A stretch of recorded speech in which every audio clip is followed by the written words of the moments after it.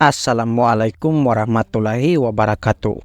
Kali ini kita akan kembali membahas sejarah Persia.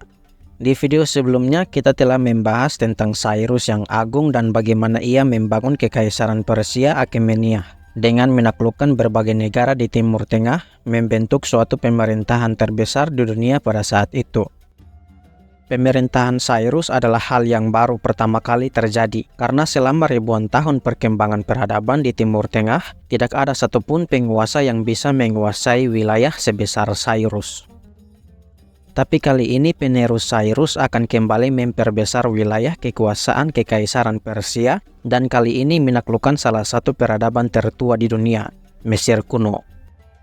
Penerus Cyrus Agung itu adalah Kambises kedua, Syahansyah dan penguasa kedua dari Kekaisaran Persia, sekaligus Fir'aun pertama dari dinasti ke-27 setelah menaklukkan kerajaan Mesir kuno di tahun 525 sebelum Masehi.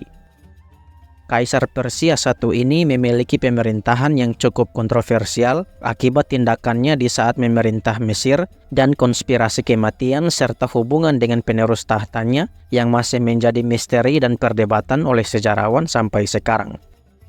Seperti apakah kisahnya? Ayo kita bahas secara singkat kekuasaan Syahansyah Kambises kedua ini.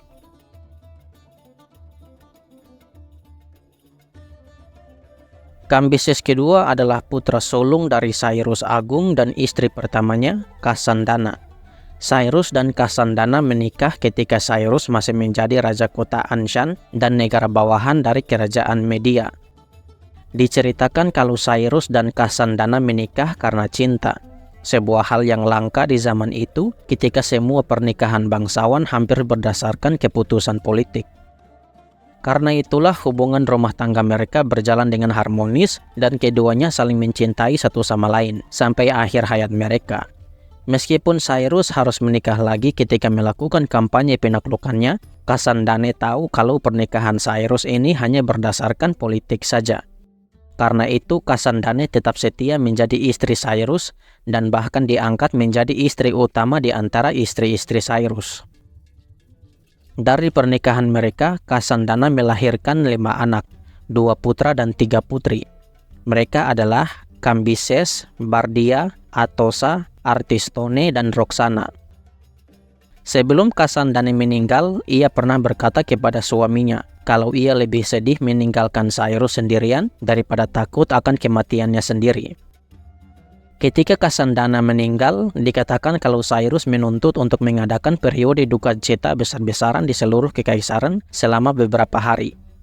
Kambises sendiri bersama dengan saudara-saudaranya telah dididik sejak dini untuk bisa berpolitik dan bernegara. Ketika Cyrus sibuk di dalam kampanye militernya, Kambises akan tinggal di rumah dan menjalankan proses pemerintahan sehari-hari. Ketika Cyrus telah berhasil menaklukkan Kekaisaran Babilonia baru, Cyrus mengangkat Kambises sebagai gubernur dari wilayah utara Babilonia, termasuk kota Babilonia itu sendiri. Sementara di bagian selatan masih diperintah dan dijalankan secara langsung oleh Cyrus dan penasehatnya. Di tahun 538 sebelum Masehi, Kambises telah menyandang gelar King of Babylon atau Raja Babilonia, sedangkan Cyrus menggunakan gelar King of the Land atau Raja seluruh daratan.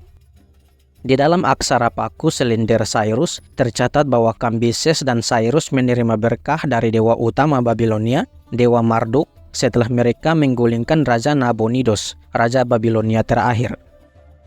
Hal ini menandakan kalau Kambises juga terlibat di dalam kampanye militer penaklukan Kekaisaran Babilonia baru di tahun 539 sebelum Masehi. Penunjukan Kambises sebagai Raja Babilonia oleh Cyrus mungkin menunjukkan kalau Cyrus ingin mempersiapkan Kambises di dalam proses administrasi pemerintahan ketika ia menjadi raja di Raja Persia kelak. Inaugurasi kenaikan Kambises sebagai Raja Babilonia dilakukan pada hari perayaan Tahun Baru Bangsa Babilonia, yaitu tanggal 27 Maret 538 sebelum Masehi. Perayaan Tahun Baru Babilonia ini memiliki tujuan penting, yaitu untuk menunjukkan legitimasi ilahi bagi seorang penguasa atas rakyatnya, menunjukkan kalau para dewa-dewi Babilonia telah menyetujui kenaikan seseorang ke tahta Babilonia jika ia melakukan upacara di perayaan Tahun Baru ini. Kemudian di tahun 530 sebelum Masehi, sebelum melakukan kampanye militer terakhirnya, Cyrus mengangkat Kambises sebagai wali kekaisaran. Pada dasarnya menunjuk Kambises sebagai kepala pemerintahan selagi Cyrus melakukan kampanye militer. Pada akhirnya di tanggal 4 Desember 530 sebelum Masehi, Cyrus meninggal dunia, entah karena gugur di medan perang atau secara alami di tempat tidurnya di kota Pasar Gade. Maka tahta kekaisaran Achaemenid Persia pun jatuh ke tangan Kambises.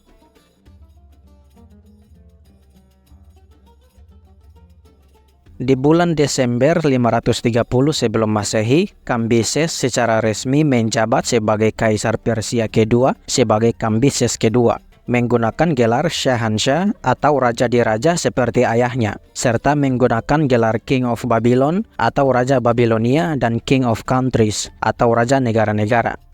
Kambises kedua pada dasarnya meneruskan kebijakan-kebijakan ayahnya dengan tetap menggunakan pedoman kebebasan beragama dan berbudaya bagi setiap suku bangsa di kekaisarannya. Tapi tujuan utama bagi Kambises kedua selama masa pemerintahannya adalah penaklukan sekaligus perluasan wilayah kekaisaran. Ada dua peradaban kuno besar dan makmur yang masih belum ditaklukkan oleh Persia ketika Kambises kedua berkuasa, Yunani kuno dan Mesir kuno. Kambises kedua memilih untuk menaklukkan peradaban Mesir kuno, peradaban kuno yang telah berkuasa di lembah Sungai Nil selama ribuan tahun. Sebenarnya semua perencanaan dan strategi militer untuk menaklukkan Mesir telah disusun oleh ayahnya, Cyrus the Great. Tapi setelah kematian Cyrus, tugas untuk menaklukkan Mesir kuno jatuh ke tangan Kambises kedua.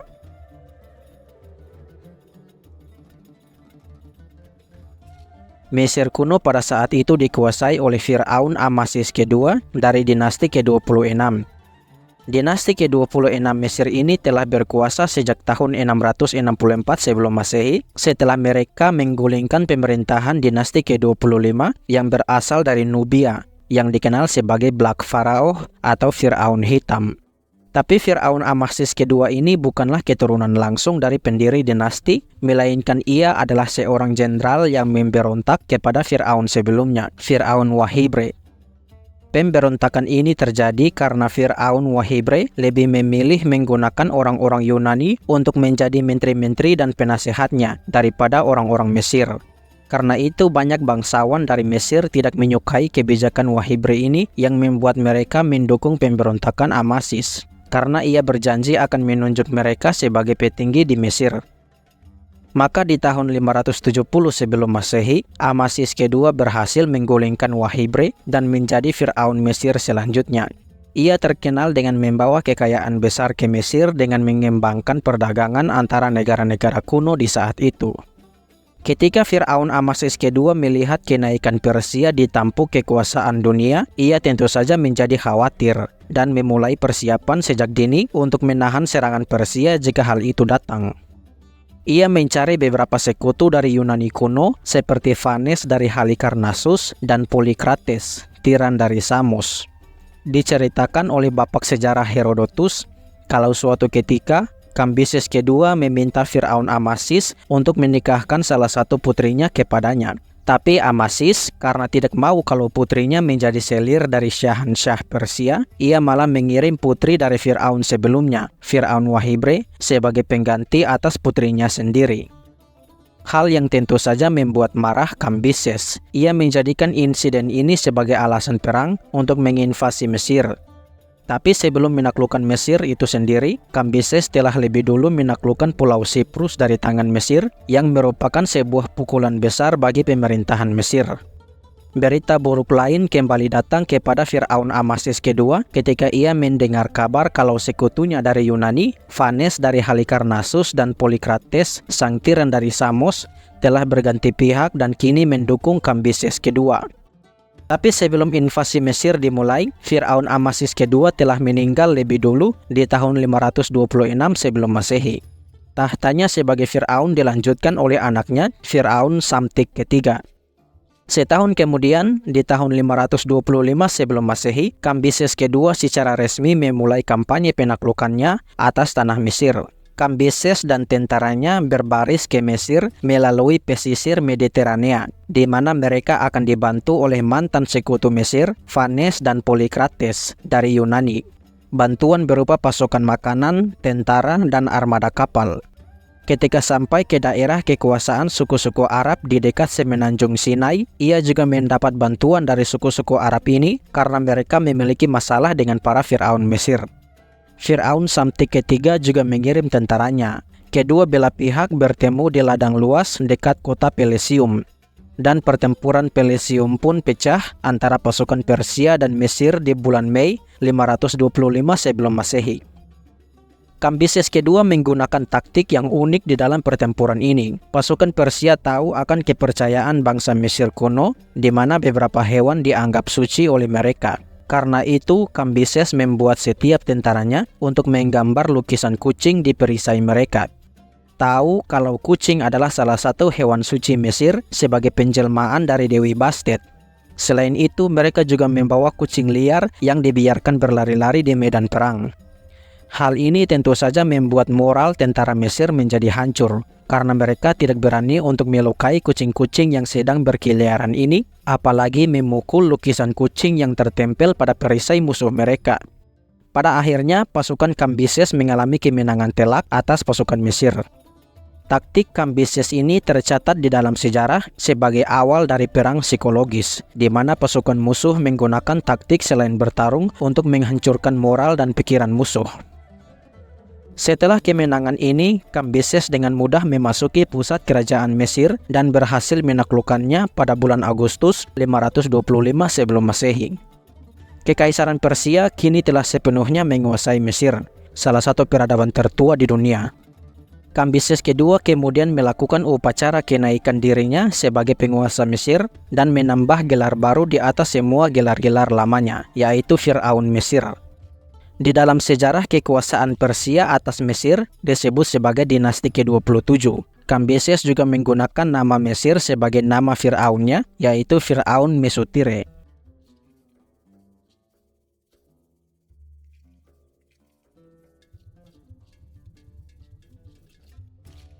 Kambises ini dikenal sebagai raja yang impulsif dan sering melakukan tindakan gegabah, kemudian menyesalinya beberapa lama kemudian. Di masa awal pemerintahannya, sifatnya ini jarang keluar karena tidak ingin rakyatnya melihat sifat buruk raja baru mereka. Tapi seiring berjalannya waktu, Kambises tumbuh menjadi lebih gampang pemarah dan kadang-kadang kejam. Menurut bapak sejarah Herodotus, keputusan gegabah Kambises yang terkenal adalah membunuh banteng suci Mesir kuno bernama Apis, yang dianggap sebagai anak dari Dewi Hathor. Kita tidak tahu alasan kenapa Kambises melakukan hal ini, tapi dengan membunuh banteng suci Apis, Kambises akan membuat rakyat Mesir menjadi tidak suka padanya. Tapi peristiwa ini masih diperdebatkan apakah benar atau tidaknya. Kambises memiliki saudara laki-laki bernama Bardia. Dan berbeda dengan Kambises, Bardia adalah seorang yang tenang dan rasional di dalam pemikirannya. Kambises juga merasa terancam atas posisinya sebagai Syah Persia karena setelah berkuasa selama bertahun-tahun, Kambises tidak memiliki anak. Maka Bardia sebagai adiknya merupakan penerus resmi tahta kekaisaran. Dikatakan kalau Kambises membawa Bardia bersamanya di dalam kampanye penaklukan Mesir karena takut kalau Bardia akan merebut tahtanya. Tapi setelah menaklukkan Mesir, Kambises menyuruh Bardia untuk kembali ke Persia. Di mana setelah itu Kambises menyuruh bawahan setianya untuk membunuh adiknya itu. Tapi hal yang mengejutkan kembali terjadi. Di bulan Maret tahun 522 sebelum Masehi, tiba kabar kalau Bardia, adiknya Kambises, telah merebut tahta Persia dan melakukan pemberontakan. Kambises yang di saat itu masih berada di Mesir tentu saja kaget, karena ia tahu kalau adiknya Bardia telah dibunuh oleh bawahan kepercayaannya sendiri. Hanya ada dua kemungkinan, entah bawahan itu tidak melaksanakan perintah Kambises dan berbohong, atau Bardia yang merebut tahtanya di Persia adalah seorang penyamar. Kambises kemudian mengumpulkan tentaranya untuk kembali ke Persia demi menggulingkan pemberontakan ini. Tapi sayangnya takdir berkata lain. Di bulan Juli 522 sebelum Masehi, Kambises kedua meninggal dunia di dalam perjalanan. Kematian Kambises yang tiba-tiba ini menimbulkan banyak spekulasi. Banyak yang mengatakan kalau Kambises dibunuh oleh pelayan Bardia palsu yang menyamar. Tapi banyak juga yang menganggap kematian Kambises sebagai kecelakaan tak terduga. Apapun pendapatnya, Syahansyah Kambises kedua meninggal pada bulan Juli 522 sebelum Masehi. Setelah memerintah Kekaisaran Persia selama 8 tahun, meninggalkan tahtanya di tangan seorang penyamar. Peristiwa perebutan tahta pun akan terjadi setelah kematian Kambises yang akan saya bahas di video selanjutnya. Nah, itulah kisah singkat pemerintahan Kambises kedua, anak dan penerus Cyrus the Great ini. Semoga ceritanya bisa bermanfaat bagi kalian semua. Terima kasih telah menonton, jangan lupa untuk like, komen, dan subscribe, dan sampai jumpa di video selanjutnya. Assalamualaikum warahmatullahi wabarakatuh.